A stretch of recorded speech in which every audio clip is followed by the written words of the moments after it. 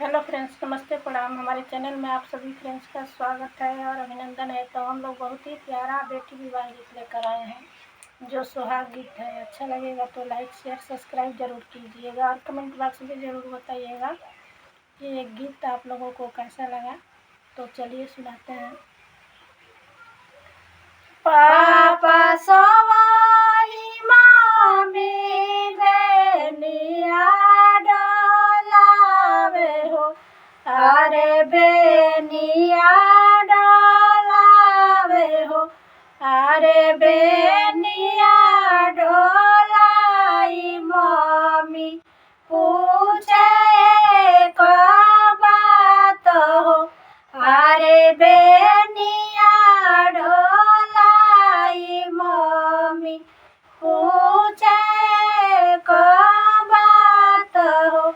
बेटी के बियाह स्वामी काऊ दिहल जाई हो, अरे काऊ दिहल जाई हो। हाथी देबो घोड़ा देबो लहंगा पटोर हो, अरे लहंगा पटोर हो, अरे डिबिया भर सिंदूर देबो जनम सोहाग हो, अरे डिबिया भर सिंदूर देबो जनम सोहाग हो।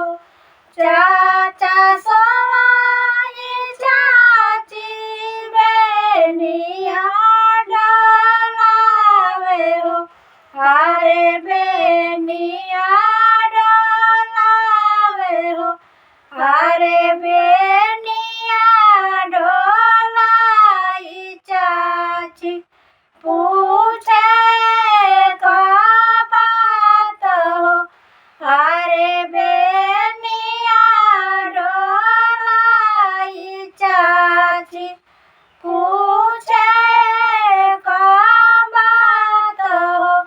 बेटी के बियाह स्वामी काऊ दिहल जाई हो, अरे काऊ दिहल जाई हो।